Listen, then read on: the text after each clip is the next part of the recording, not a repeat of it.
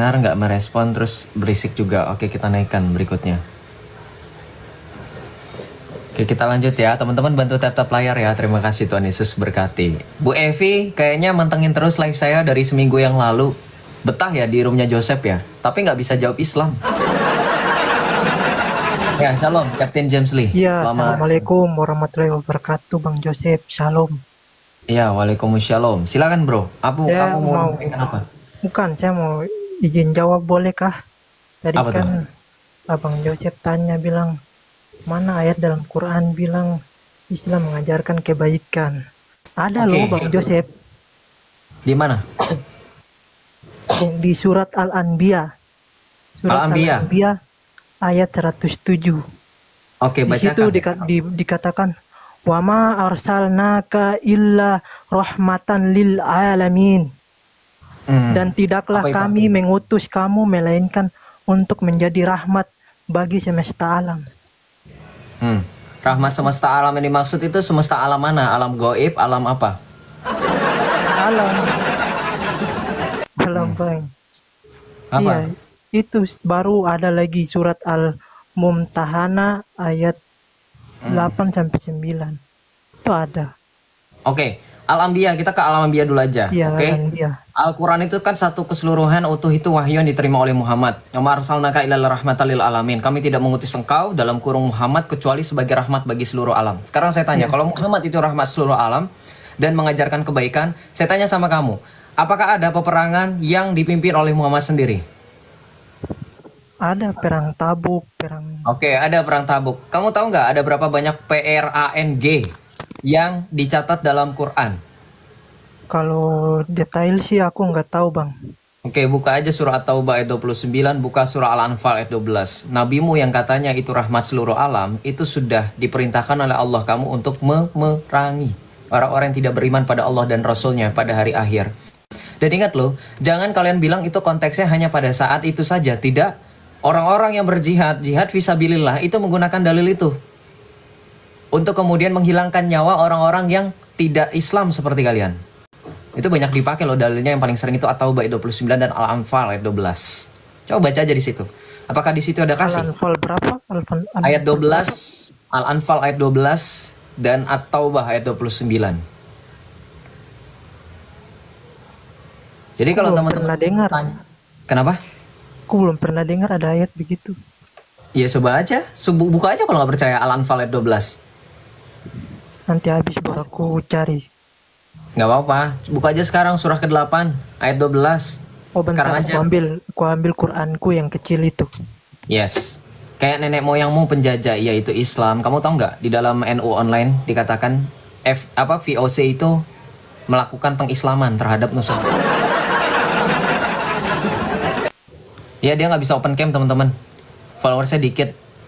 Sama junjungannya, cuman yang bikin beda junjungannya followersnya banyak, nggak kelihatan muka. Ini juga sama gitu, nggak kelihatan muka tapi followersnya dikit. Kau aja aman ditinggal di Indonesia, ya aman karena kau tidak tahu siapa aku. Kalau kau tahu siapa aku sudah kau kejar-kejar. Nggak usah lah hipokrit, kalian itu sok-sokan, kalian itu aman, kami ya aman karena kami itu diperhatikan oleh dunia. Kalau dunia tidak memperhatikan kami, habis kami, ya kan? Jangan hipokrit. Oke, silakan, Kapten James, apa? Oh iya, aku sudah nemu ayatnya. Apa tuh, tentang apa? Iya, itu Al-Anfal ayat 12 itu. Tentang apa?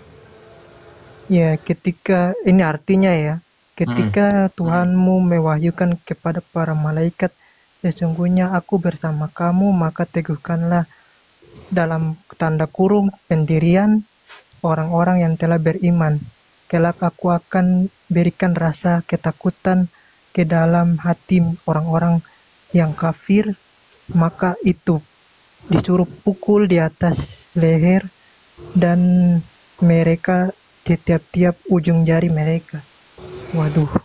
Kalau saya ngomong terus terang ya, saya ngomong terus terang sekali. Saya nggak mungkin ngomong ini berkali-kali karena nanti kena ban. Saya kasih tahu ayat sebenarnya dia takut kan, karena dia juga menghormati, takut kena ban. Saya sebutin aja ya, ayat itu isinya terjemahan yang benar adalah, maka dari itu tebaslah setiap leher orang dan putuskanlah setiap ujung jari mereka. Itu ayatnya. Al-Anfal ayat 12. Kamu baca di situ, kamu pelototin ayat itu. Di situ ada kasih kah? Di situ ada kasih kah? Rahmatan lil alamin itu terjadi pada saat kapan? Saya tanya sama kamu. Baca dalam Al-Anbiya 105 yang tadi dibacakan oleh Kapten James, itu pada saat nabimu diutus. Artinya, bahkan harusnya pada saat dia diangkat jadi nabi, dia sudah menjadi rahmat. Dari mana rahmat kalau misalkan orang dijadikan sebagai seolah-olah hewan jagal, hewan ternak?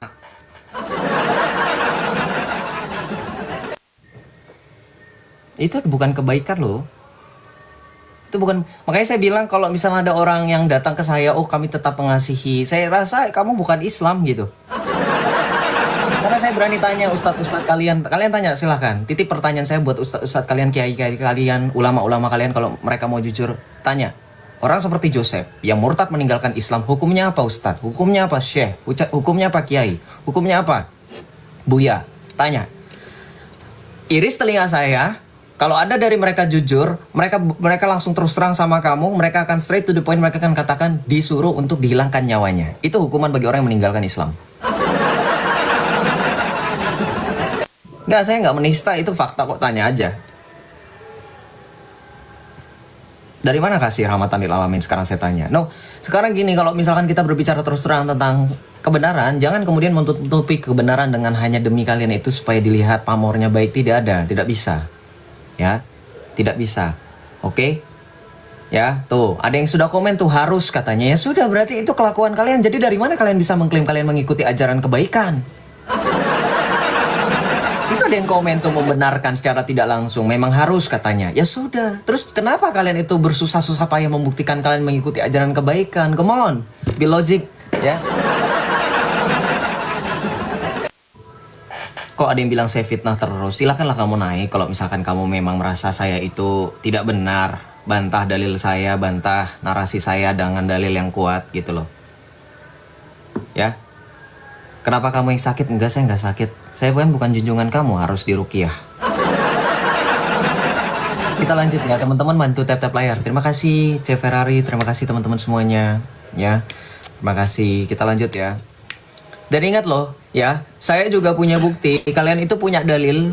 Selama kalian jadi Islam, seumur hidup kalian, kalian mau melakukan dosa apapun, termasuk ZINAH, MNCURI, mencuri, ya, membun-bun, apapun itu, seberat apapun, kalian akan digantikan posisinya oleh orang-orang seperti kami, yaitu orang-orang kafir. Itu ada hadisnya, dalilnya, sahih. Makanya saya bilang, dari mana kalian bisa yakin orang Kristen itu bebas berbuat dosa sementara kalian punya dalil yang sahih mengenai itu? Hadis apa itu, Bang? Hah? Kamu nggak tahu? Nggak tahu. Kamu beneran nggak tahu?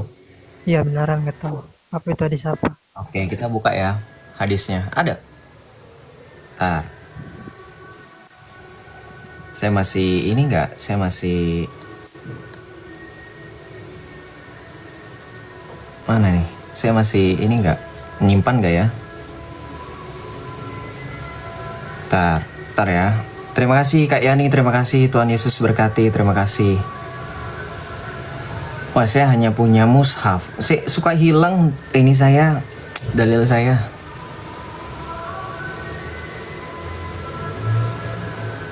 Ntar ya.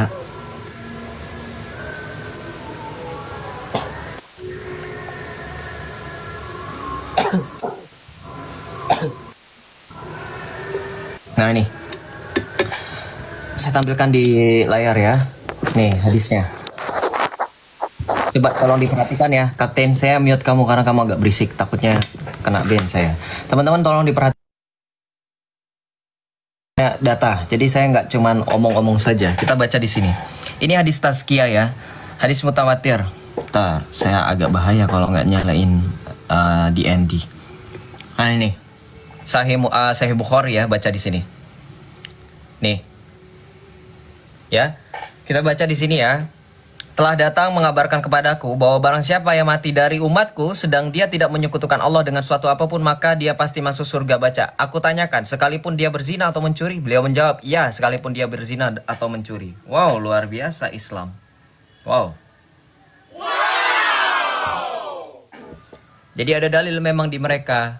Selagi kamu tidak kafir, tidak murtad, masih Islam, kamu tetap masuk surga sekalipun kamu berzina atau mencuri.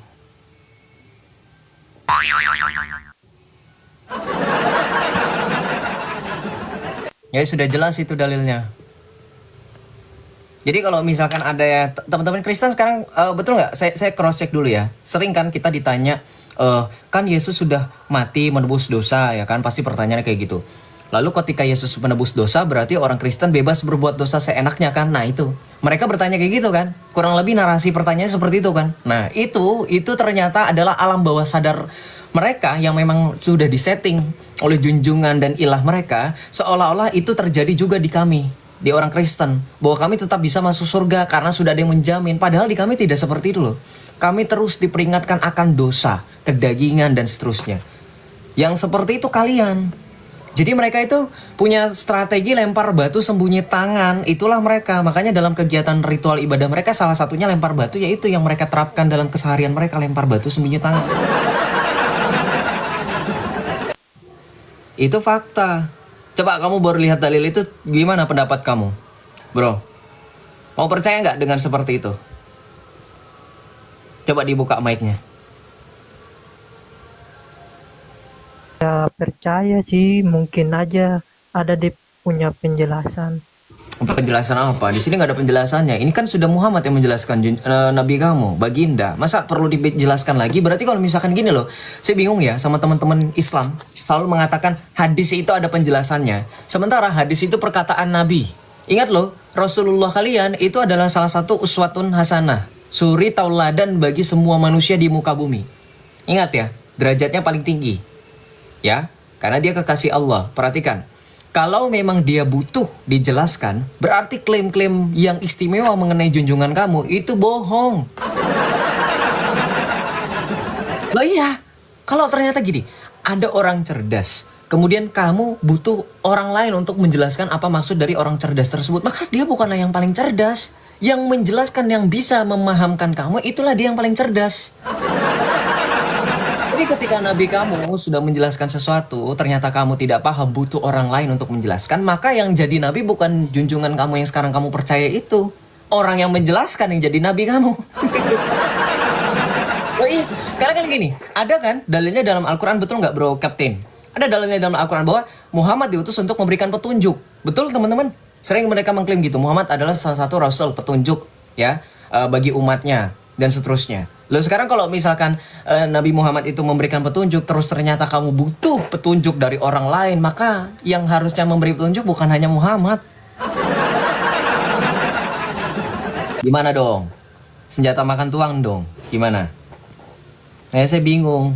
Jadi kalau misalkan ada yang mengklaim ini itu, sangat kita harus perhatikan untuk menguji klaimnya. Bisa jadi seperti ini. Makanya saya bilang, iman itu menentukan tingkah laku, pola kamu, cara hidup kamu. Kalau kamu mengimani asal, kamu jadi seperti mereka. Tidak tahu arahnya kemana. Hanya ikut-ikut saja. Tahu-taunya jalan buntu. Ya. Artinya apa? Ya selama ini kan kita hidup di dunia butuh petunjuk. Namanya orang beriman, beragama bukan hanya asal percaya. Bukan hanya iman buta. Apalagi kekristenan. Bro, gimana tanggapan kamu? Ya kayak gitu aja. Gitu aja ya sudah.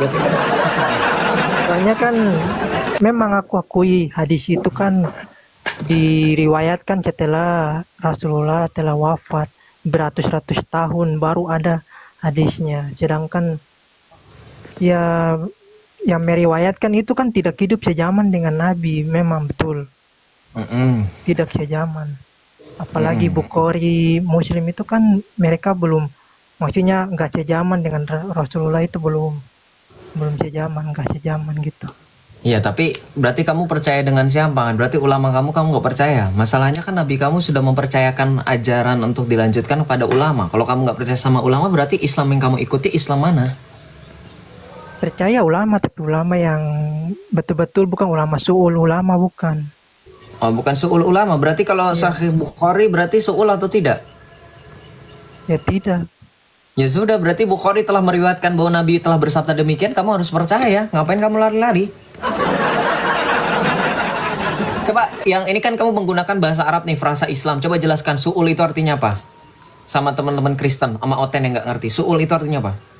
Suul itu kan istilah kata jelek lah, Tidak buruk. berilmu, Iya, tidak mempunyai kapasitas. Sekarang iya. kalau misalnya saya tanya, sekelas Bukhari, dia punya kapasitas atau tidak? Ya punyalah beliau kan. Ya sudah, ketika saat tadi hadis yang saya riwayatkan dari Sahih Bukhari, artinya punya kapasitas. Dan ketika Bukhari meriwayatkan hadis bahwa Nabi berkata demikian, kamu harus percaya Nabimu berkata demikian. Mau kemana? Lupa muter-muter mau kemana? Apa perlu ditafsir lagi? Dengerin sekali lagi. Kalau Iya. hadis perlu ditafsir, maka Muhammad bukanlah Nabi. Karena ternyata yang mampu memberikan petunjuk adalah yang menafsirkan, bukan Muhammad. Gitu dong logikanya. Karena kan Nabi Muhammad memberi petunjuk. Petunjuk apa kalau misalkan ternyata kamu butuh petunjuk di luar daripada Muhammad?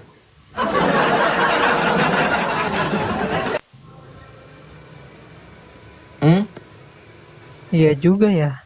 Nah, iya juga ya katanya. Iya juga ya katanya. Aduh, masalah gini kan. Orang Islam tidak percaya Paulus, orang Islam tidak percaya Yesus, orang Islam tidak percaya Petrus dan seterusnya. Orang-orang yang berada dalam Alkitab mereka tidak percaya. Mereka lebih percaya Muhammad. Sekarang kalau mereka lebih percaya Muhammad, kenapa harus mereka butuh orang lain selain daripada Muhammad yang mereka imani sebagai petunjuk dan rasul mereka?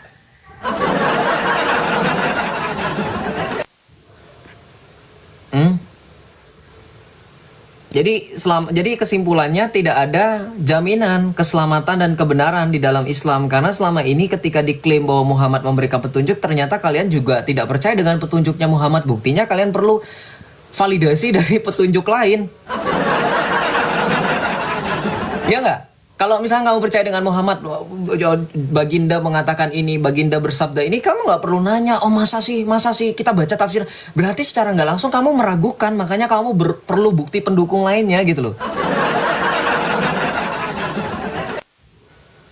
Kalau misalkan saya nih, kayak misalkan kita lagi, analoginya sederhana, kita lagi berkendara, kita lagi naik pesawat, kita lagi naik bus atau naik kereta, kita tidak perlu tanya masinisnya bisa nggak sih bawa kereta, atau kita tanya bisa nggak sih supirnya itu bawa bus, atau kita tanya bisa nggak sih itu pilotnya bawa pesawat, karena kita tahu yang mengendarai itu sudah tahu caranya bagaimana, sudah tahu tujuannya kemana, sudah tahu lewatnya mana saja. Itu dalam hal berkendara, tujuan duniawi. Ya sekarang kalau beriman, kamu menganggap Muhammad sebagai suri tauladan, junjungan dan seterusnya, kenapa kamu meragukan? Kamu butuh bukti yang lain, kamu butuh orang lain untuk menjelaskan daripada Muhammadmu sendiri.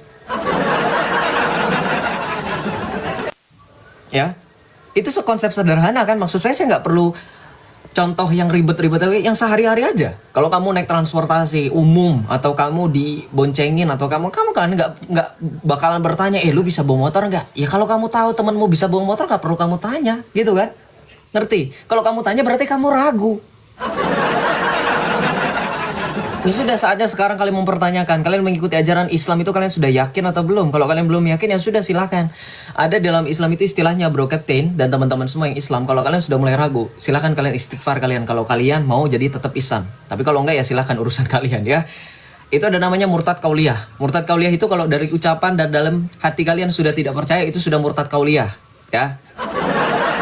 Jadi jangan kamu pikir murtad itu sama seperti saya, harus dibaptis dulu baru dikatakan murtad. Enggak loh. Dalam iman kalian, kalian ketika sudah dalam mulut tidak mengakui Allah dan Rasul, dalam hati kalian tidak mengimani, itu sudah murtad loh. Ya. Nah, lebih baik pilihannya daripada nanggung-nanggung, mending sekalian murtad. Setuju? Dan sekarang gini, siklusnya sama. Kamu ketika menghadapi persoalan tentang ajaranmu, tentang Allah, tentang Muhammad, kamu akan begini lagi, meragukan lagi. Siklusnya begitu aja. Ya kalau kamu mau keluar dari lingkaran setan ya silahkan kamu sekalian saja. Bukan saya maksudnya memaksa ya. Pilihan ada di tangan kamu. Hanya saya memberikan solusi, ya.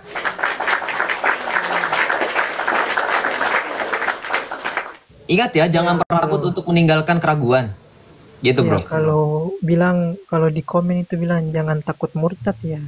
Saya juga jujur saya takut. Belum punya keberanian.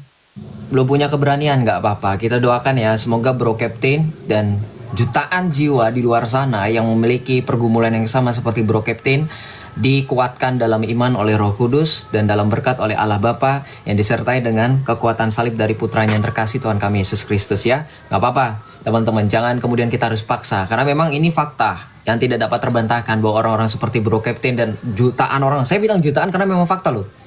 Banyak di sana sensus-sensus secara independen ataupun resmi atau apapun itu yang mengatakan jumlah orang yang meninggalkan ajaran Islam di Indonesia sendiri itu bisa sampai jutaan tiap tahunnya. Ya, makanya saya berani bilang jutaan jiwa selain Bro Captain yang ada di sini bersama kita. Oke, kita doakan semoga mereka dikuatkan ya. Ya, soalnya Gitu. kan gini Bang, izin bicara Bang. Bagaimana sampai kalau bagaimana saya tidak meragukan agama saya sendiri? Wong setiap saya lihat berita itu pembubaran, persekusi ibadah umat Kristen. Saya tidak pernah lihat berita orang Muslim sholat dibubarkan, belum pernah. Tapi bubarkan orang Kristen berdoa sering. Contoh Cidahu, Sukabumi, Cilodong, Depok juga itu gerejanya udah ada IMB-nya tapi tetap ditolak, nggak boleh bangun sama orang-orangnya. Terus di Padang, Sarai, Sumatera Barat ada lagi terjadi. Di Kuburaya, Kalimantan apa itu tuh juga ada terjadi penolakan gereja. Saya belum pernah dengar kalau masjid ditolak di tanah orang Kristen, belum pernah. Mungkin ada tapi 1:1.100.000% mungkin ya. Karena kan Kamu salah, masjid ditolak itu ada loh, tapi yang nolak itu sesamamu sendiri. Mau bukti nggak? Jadi masalahnya begini loh teman-teman. Kenapa saya pernah kan celetuk begini, sorry James, saya mute lagi. Kenapa saya pernah nyeletuk gini? Kita itu tidak butuh rukun, karena kami sudah rukun. Memang dulu kami sempat bertikai antara Protestan, Katolik, Ortodoks, tapi kita sekarang menuju persatuan. Amin ya. Yang butuh rukun adalah orang yang tidak akan pernah bisa rukun sampai kapanpun, dan itu kamu. Kenapa? Karena gini, silakan ya, begini. Kalian cari Masjid Imam Ahmad bin Hambal. Itu nggak saja jauh, di kota Bogor. Itu penolakan dari orang Islam sendiri. Bayangin, orang Islam menolak masjid, lu bingung nggak lu? Bingung nggak kalian? Orang Islam menolak masjid. Kalau mereka sering bilang, wah sesama oten aja cakar-cakaran, kamu nggak ngacang, nggak usah jauh-jauh. Di mana, di luar pulau, di dalam pulau Jawa, di kota Bogor, masih Jabodetabek loh. Imam Ahmad bin Hambal, Masjid Imam Ahmad bin Hambal, coba cari. Itu masjidnya, cari aja di Google. Kalau nggak percaya, cari beritanya itu banyak loh. Penolakan. Wah, dia bilang nggak ada, mana ini naik nyeleweng. Kamu itu sama seperti namamu suka nyeleweng, naik pak. Saya bisa buktikan loh. Kalau kamu misalkan membantah, kamu naik sini, saya permalukan kamu. Nih, kita cari Masjid Imam Ahmad bin Hambal Bogor. Tuh, babak baru polemik pelarangan pembangunan Masjid Imam Ahmad bin Hambal. Di mana di Kelurahan Tanah Baru, Kecamatan Bogor Utara. Tuh. Ya. Namun langkah Pemkot Bogor tersebut menuai protes dari berbagai kalangan. Perhatikan, yang menolak siapa? Bukan oten. Kalangan yang paling utama dari pihak Yayasan Pendidikan Islam Ahmad bin Hambal yang merasa hak-haknya telah dilanggar. Ya, wah parah ini. Aliansi Mahasiswa dan Pemuda mengkritik kebijakan Pemkot. Wah, luar biasa. Ya, waduh. Ini yang menolak kalian sendiri. Ya, bro. Begitu. Oke, ada lagi yang mau ditanyakan? Kalau nggak ada, saya ganti dulu, bro, Captain.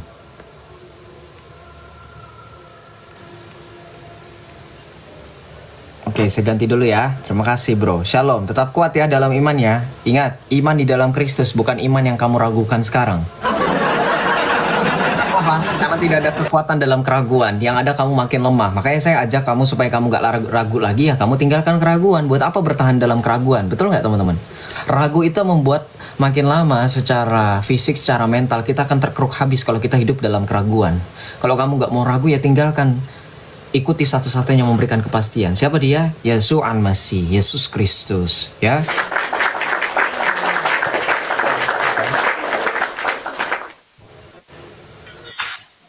Shalom, Kak Jen, selamat sore.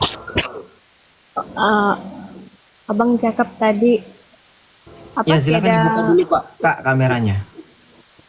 saya saya tutup ya untuk menghormati apa keluarga saya yang Kristen. Ah, maksudnya? Saya Kenapa? tutup kamera untuk menghormati keluarga saya yang Kristen bisa. Kenapa mereka memang dengan keluarga yang Kristen? Kenapa memang? Untuk menghormati lah macam itu. Nggak apa-apa, open cam aja, Kak. Mereka akan terhormati jikalau kakak bertanya kepada orang Kristen. Mereka nggak bakalan kenapa-napa, enggak kok. Saya bisa jamin kok ya. Keluarga kakak Jens jangan merasa gimana-gimana ya. Karena kakak kan di sini juga dengan datang dengan niat yang baik, nggak ada masalah. Kalau memang kakak niatnya baik, nggak perlu takut. Sebab di sini kan kami tiada macam tuh yang berdebat tuh. Jadi Ada, cuman akak itu berada di lingkungan yang sempit. Kalau akak pergi ke Johor, kemana, Sarawak, Sabah itu banyak. Silakan dibuka aja, Kak. buka pokok saya lah. Kenapa? Kasih buka kamera depan pokok. Janganlah, ya sudahlah, terserahlah. Nggak perlu ditakuti, kami tidak akan persekusi kok. Kan bukan kami yang persekusi. Tak apa. Aja lah. Oke. Abang katakan tadi tiada kebaikan dalam apa Islam, tapi tidak diajarkan kebaikan begitu, betul? Iya, kurang lebih seperti itu. Saya mau bantah bisa. Apa tuh? Saya mau bantah bisa. Iya, bisa, silakan dengan dalil. Silakan. Oh, kalau saya tidak pakai dalil bisa. Selagi masih agak nyambung nggak apa-apa. Tapi jangan bertele-tele, silakan. Coba, saya pengen dengar. Penasaran aja sih sebenarnya teman-teman. Oke. Dulu abang Islam kan? Iya, dulu Islam. Berapa? 18 tahun betul. 18 tahun, dari lahir sampai umur saya 18. Ibu bapak abang pernahkah mengajarkan keburukan? Pernah, saya diminta untuk nonton Zakir Naik ketika saya kecil dan saya tumbuh jadi radikal. Itu namanya akun saya dulu kan mantan radikal. Kamu mau kemana? Ini kan kalau kamu nanya pribadi ya saya jawab jujur. Tanya coba sama yang sudah dengar kesaksian saya. Kesaksian saya kayak gini. Dulu ketika kecil tontonan saya Zakir Naik. Dan memang itu orang tua saya yang nyuruh.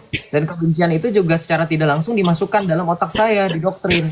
Maka ketika saya jadi Kristen, mereka tidak berani lagi untuk mengajarkan itu kepada adik-adik saya. Karena mereka tahu yang hadapi saya. Yang mereka akan hadapi saya. Karena sekelas saya, bukan saya sombong ya. Ini kenapa dia jadi batuk-batuk tiba-tiba. Bentar, saya mute dulu ya. Karena suara batuk-batuknya Akak ini agak mengganggu.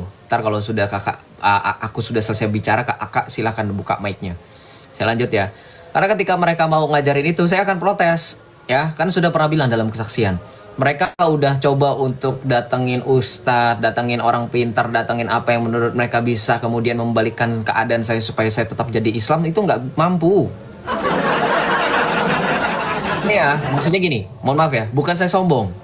Yang saya omongkan, yang saya narasikan, yang saya sampaikan, itu kurang lebih persis seperti apa yang saya dulu gunakan dalil-dalilnya ketika saya berdiskusi dengan orang tua saya. Jadi jangan pikir saya melakukan ini karena saya itu dipersilahkan begitu saja karena orang tua saya sudah angkat tangan menyerah, dalam artian mereka tidak berusaha. Mereka sudah berusaha dan usaha mereka sia-sia. Kenapa? Karena setiap mereka berusaha, setiap mereka membuktikan Yesus bukan Tuhan atau keputusan saya salah, justru yang mereka lakukan sebaliknya gitu loh. Ya. Jadi kalau misalkan saya berani katakan begini ya, dengerin, simak baik-baik. Kasih orang tua saya itu bahkan melampaui jauh, melampaui dari ilah saya yang sebelumnya saya imani. Kenapa? Kenapa Joseph berani ngomong sampai detik ini puji Tuhan orang tua saya masih mengasihi saya, terutama ibu saya. Ya, adik-adik saya juga masih menerima. Tapi kenapa Joseph membandingkan dengan ilah saya yang dulu atau ilah yang mereka sekarang masih sembah? Karena ilah saya yang dulu pasti akan meminta saya untuk dihilangkan nyawanya. Itu Kak. Ya kan ada dalilnya. Orang murtad hukumnya apa? Gitu Kak. Silakan. Apalagi pertanyaannya? Silakan tanya lagi. Sebebas kakak lah. Jadi orang tua abang Islam masih sekarang? Masih. Tapi dia menerima abang kan? Menerima, karena tidak mau supaya mengikuti Islam yang sesungguhnya. Karena kalau ikut Islam, saya sudah hilang nyawa saya di tangan mereka. Karena saya tantang mereka. Kalau memang mau bukti Islam itu benar, berani nggak ikutin Islam sepenuh-penuhnya? Di dalam Islam, orang yang atau anak yang sudah murtad, apalagi udah akil balik, udah tinggal silahkan. Justru demi kebaikan dihilangkan nyawanya, katanya begitu. Tapi mereka nggak berani. Saya sih nggak ada masalah, karena bagi saya pada saat itu berpikir bahwa hidup saya untuk Kristus. Jadi saya nggak jadi masalah. Jadi saya berani ngomong seperti itu jeletuk. Tapi yang mereka lakukan nggak ada tuh. Berarti mereka tidak mengikuti ajaran Islam. Jadi ketika kamu mau supaya seolah-olah memvisualisasikan atau membuktikan bahwa Islam itu baik hanya karena orang tua saya masih menerima saya, kamu salah. Justru orang tua saya tidak mengikuti ajaran Islam yang utuh dan benar. Kenapa? Kalau mereka ikuti ajaran Islam yang utuh dan benar, baca surah At-Taubah ayat 29. Kamu disuruh untuk memerangi orang-orang yang tidak percaya dengan Allah dan Rasul pada hari kiamat.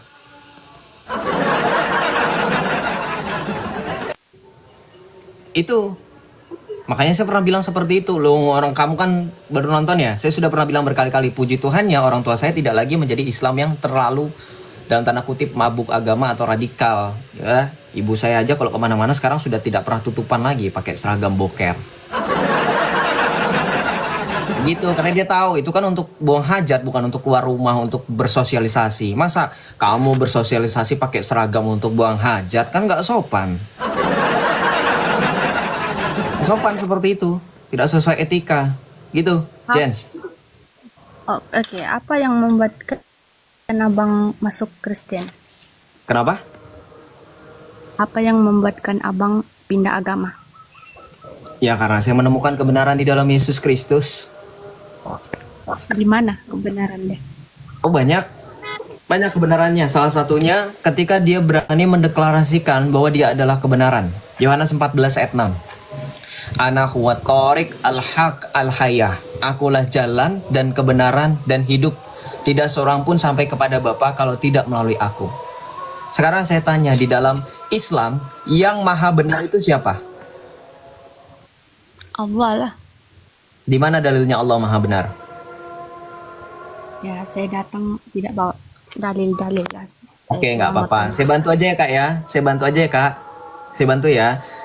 Oke, ada beberapa ayat surah teman-teman dalam Al-Quran. Allah mengklaim dirinya sebagai Al-Haq. Al-Haq itu bahasa Arab untuk maha benar. Di mana? Di dalam surah Al-Hajj ayat yang ke-6. Di dalam surah Luqman ayat 30 dan terakhir itu dalam surah An-Nur ayat 25. Oke? Oke? Nah, oke. kalau kamu baca misalkan apa? Kalau abang keluar pergi kedai, adakah pukul abang? Kalau misalkan mereka tahu saya yang live di TikTok, saya udah pasti kena. Orang tiap hari dapat ancaman DM kok. Waktu itu aja ada yang pernah mengancam saya dengan senjata api, dengan senpi, dengan parang. Ada nggak teman-teman? Ada yang lihat nggak teman-teman? Ada yang ingat nggak? Itu ada loh di YouTube relaynya kak. Setuju? Benar nggak teman-teman? Ada. Abang keluar pakai mask? Enggak, pakai yang kayak gini, enggak, maksudnya bukan kayak gini, maksudnya biasa orang keluar rumah. Cuman kan tadi saya sudah bilang, kalau sudah tahu saya yang live di TikTok ya pasti saya kena.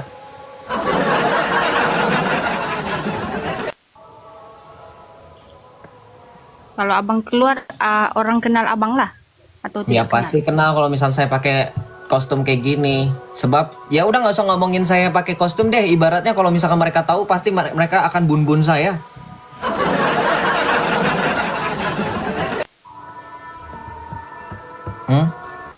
Banyak kok Joseph diancam nih. Ini kak, saya tampilkan videonya ya. Semoga nggak kena ban ya, supaya kakak percaya. Hah? Kenapa? Kenapa? Kenapa kak? Halo? Loh turun dia. Turun dia. Saya mau tunjukkan buktinya, dia malah turun. Kalau nggak percaya, silahkan cari di YouTube bagaimana saya diancam. Itu ada loh yang relay. Saya diancam pakai senjata api, pakai senpi. Nah itu dia ya. Luar biasa. Jadi kalau misalnya ada yang nggak percaya bahwa saya itu hidup dalam sukacita sekarang, ya silakan aja. Saya tidak sudah di fase saya tidak takut dengan apapun, karena ada firman yang mengatakan hidup untuk Kristus dan mati untuk keuntungan. Ya, Rasul Paulus berani mengatakan itu karena memang Tuhan Yesus yang memberikan kepastian. Ya, wajarlah dibun-bun karena Anda suka menghujat agama Islam. Saya tantang Anda, nih ada yang komentar ya. Saya pin nih komentarnya. Ayah namanya. Duh, saya malas banget manggilnya ayah. Yoga, saya tantang Anda, buktikan di mana saya menghujat agama Islam, baik berupa dalam audio, video, atau apapun itu. Di mana saya langsung menghujat loh ya, menghujat, bukan memaparkan fakta. Kalau kamu bandingkan saya dengan Zuma, dengan Riva, dengan Nandar, dengan Kores, dengan Ucup PI, dengan Wafi, saya tidak ada bandingannya dengan mereka kalau masalah menghujat. Setuju nggak? Saya sudah pernah bilang berkali-kali, saya punya dalil-dalil. Itu kalau saya ngomong, ya perhatikan, kalau Joseph udah ngomong itu halus tapi nyelekit loh. Tanya sama teman-teman, saya nggak perlu ngomong kasar seperti Riva untuk membuktikan dirinya itu penghujat. Setuju nggak? Inilah kelebihan dan istimewanya orang Kristen. Kami bersikap tegas aja kalian sudah mencret takut. Betul nggak teman-teman? Setuju nggak? Kita bersikap tegas saja, mereka udah takut loh. Mereka udah anggap kita itu tidak ada kasih gitu. Karena dusta tuh makanya kau takut diancam. Kalau karena dusta, saya tantang kamu. Kalau karena saya dusta, silahkan cari di mana titik kedustaan saya, kamu naik. Ini aja kamu aja nggak berani naik kok. Cuman komentar aja tukang ciduk, nggak ada di kolom request.